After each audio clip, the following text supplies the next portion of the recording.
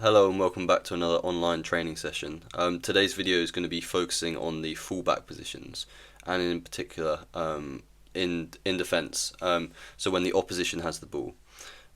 As we can see here, the first thing to note is these two zones that are split up. So half this video we're going to be looking at the area of zone 1 and half of zone 2.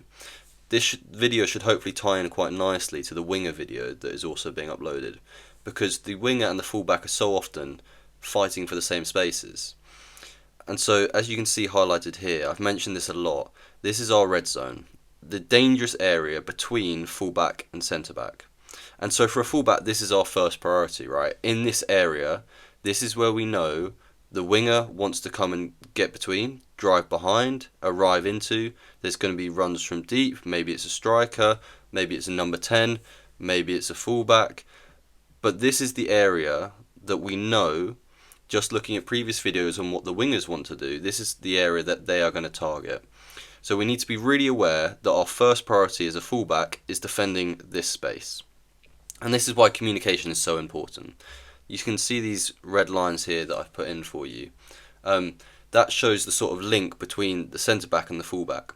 And this is really important because this is where the run is going to be made through that. I talk about this a lot in between defenders. And so I've split these two areas up with the focus on zone 1 and zone 2, but they are in that order. So as a defender, we are focusing firstly on any danger in this zone 1. And if that's covered, may that be by our centre back or our centre defensive midfielder, then we can think about being aggressive and stepping out into this wide area. But it's zone 1 first, and then that zone 2. Okay, firstly we're going to have a look at this inside channel then. Denoted by the number 1 that we can see. So this is the gap, the area between fullback and centre back that the opposition might try and target, and this is of first priority, this area. So as with all our previous videos, we're going to show some real life footage. So this is the Champions League final from a couple of years ago. We've got our right back over here, this is Carvajal, and then Mendy, who you'll see in some clips, and we're going to have a look at what they do and try and take something away from them, try and learn from them. So already we can see this distance that has been created between fullback and centre back. So when we run this on, Carvajal makes sure that there is, when he identifies this threat, that this distance is going to be reduced. He's talking with his centre back partner. They've identified a threat running in between into this inside channel that I've called it. And so look, he closes down that space really nicely. There is a threat out here, which is interesting. But we've talked about priorities. This is his first priority, making sure nothing comes in between him and his centre back on that side. He does well, wins his duel, and then Real Madrid keep possession from that one. This is another really nice example here because he's out of position, but he knows again that this distance is really important. So when we run this on, he recognises that distance. He's probably talking to his centre back on his side, making sure that when that ball comes in, he gets goal side on this inside channel. Nothing is coming between him and his centre back on that side. So the ball comes in, and there he is, in front of his man, in that inside channel area, winning another duel and cleared away. This time we've got Ferland Mendy on the other side, and he does exactly the same thing, talking with his centre back. This distance is something that they're a bit worried about, but they monitor it really nicely here. Because as you can see, we've got a run from Salah into this inside channel that I've called it. But we've also got a threat of Henderson on this outside channel. And he could be very tempted just to stay with him. He could think that this is his man. But when we run this on, have a look. He recognises instantly that a run is happening in between him and his centre-back. And he needs to make sure that nothing comes through this space. That is his first priority. So, narrows up and wins his duel in there against Salah really nicely, and they end up clearing this ball. Again, another very similar example of he's gone to engage in this wide area, and that's absolutely fine as long as he's talking to his centre back and recognise that this area in here there's no danger in. So he's gone to go and engage, but then as we run it on, Salah drops the ball, passes it backwards, and comes in narrower and tries to run in between him and his centre back. But Mendy recognises this, comes narrow with him, and wins actually the ball in front of him here. with some really good proactivity and aggression. Two principles we are going to focus on a little bit later. So another example here, and this might be our final example, we've got Carvajal. Again, it's okay to start coming out. There is no run right now in between him and his centre-back. We've got Mane hiding in this pocket here, but he's kind of being covered by the centre-back, so I don't see any danger right now, so he can come out wide. But when this ball is played now, there is a clear threat in behind between him and his centre-back, right, with Luis Diaz running into this position. So watch Carvajal's run. At no point does he allow Luis Diaz to arrive in that space between them, in here. If Luis Diaz is going to get this ball, he makes sure that it's outside, not inside. And Mane actually hits the pass here, overhits it, and Carvajal's run's really nice. Doesn't allow Luis Diaz to get inside him. But look at the run that he's made. He comes narrower towards his own goal to make sure that he forces Luis Diaz wider, and he can't get the ball in between him and his centre-back in that dangerous inside channel. Okay, now we're going to have a look at that outside channel this time. So this is denoted by our number 2 over here, this yellow area. And this is outside of that fullback. Importantly though, remember we can use this touchline as a defender. So when we squeeze our winger or anyone that's found in this outside channel, we can push them towards that touchline because it acts as that second defender. So you're going to see that being used in a couple of these examples now. Remember that we are covering that inside channel first though, making sure that the danger between him and the centre-back, that is of first priority. So if we look at this first clip here, right now he's talking with his centre-back's clearly got Salah, so this is okay. He can be nice and aggressive and come and win his duel in here. If there was a run made at any point during here for Trent to play this pass, I guarantee you he wouldn't have stepped out like this. But he recognises the mistake, a bit of a lax touch from Trent, and goes and makes his challenge in this outside channel. This is a really nice example from a cross. So clearly he's already prioritising this inside channel, making sure that he's nice and narrow so nothing comes into this area first. When the ball is played backwards, you can see he's still in this area, making sure there's nothing between him and his centre-back, look, but he's ready also to go and engage outside if needed. So there he is, the ball now comes in and he moves across really nicely here, wins his duel in this outside area this time. But it's about priorities, making sure that inside channel is first dealt with, and then we go and be aggressive on the outside. Again, you can see his position here, making sure that he's inside. He doesn't allow any danger in here. There's nothing to worry him right now about the space between him and his centre-back. So when this ball comes from Henderson over the top, he's ready, he's prepared, he's inside, and he then can be aggressive on the outside. Look, there's no danger in here, so he can afford to go and be aggressive. Wins his duel again and heads it out of play. Another nice example here. Again, we're thinking about this space a bit. So Fabinho plays the ball into Mane. That space, look, they're clearly thinking about it.